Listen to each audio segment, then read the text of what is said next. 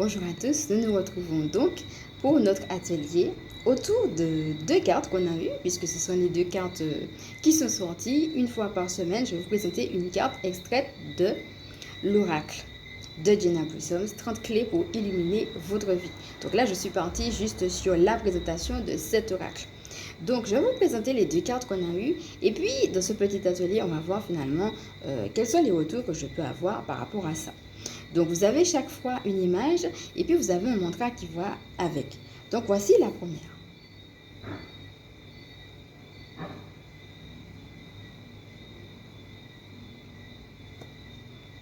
Et voici la deuxième.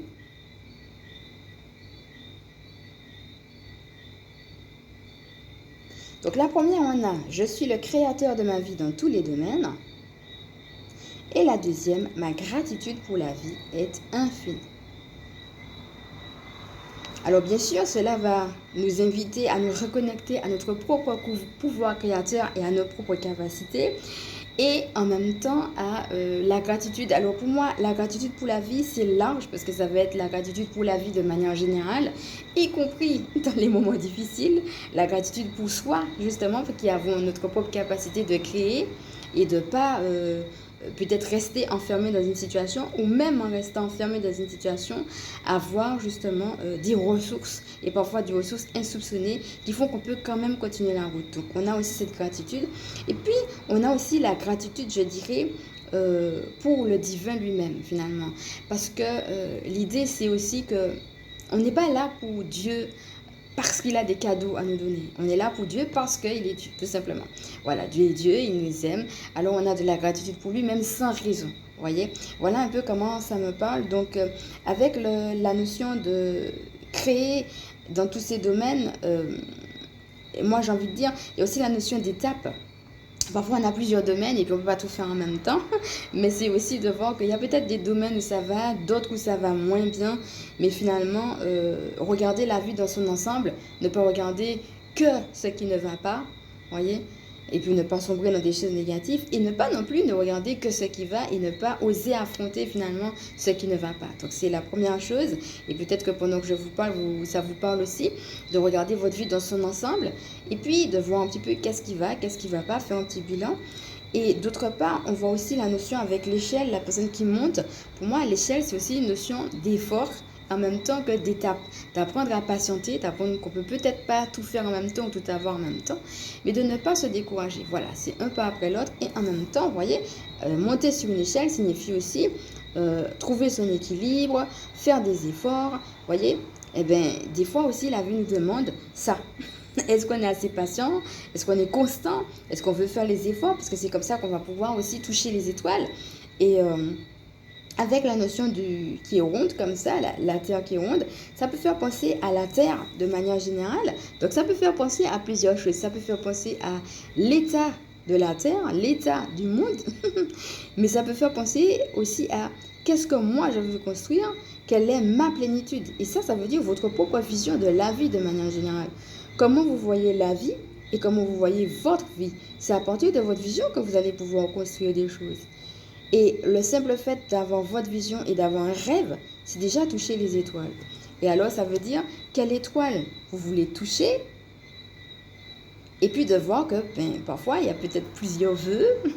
Est-ce qu'ils vont se réaliser ou pas? Il y a peut-être beaucoup de pensées avec les nuages. Mais en même temps, quand on regarde bien, au milieu, on a aussi des étoiles filantes. Ça veut dire vous êtes toujours accompagné, il y a toujours les esprits. Et même si vous n'avez plus forcément tout ce que vous voulez, il y a toujours moyen d'être exaucé quelque part.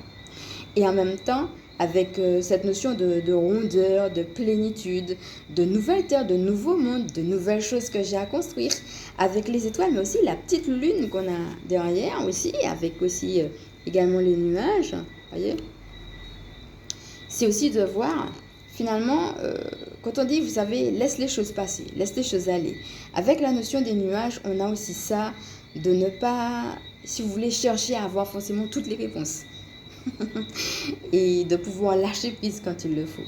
Et en même temps, la lune, on ne sait pas si c'est juste un croissant de lune ou bien si elle est cachée justement par les nuages qui peuvent aussi représenter les pensées. Est-ce que des fois, on n'a pas tellement de pensées que même lorsque la chose est là, on ne la voit pas Peut-être on ne voit pas notre plénitude parce qu'on est buté sur un truc en particulier qui nous empêche de voir des fois un exaucement déjà là ou une plénitude déjà là, voyez. Et en même temps, le croissant de lune, ça peut vouloir dire aussi un petit début.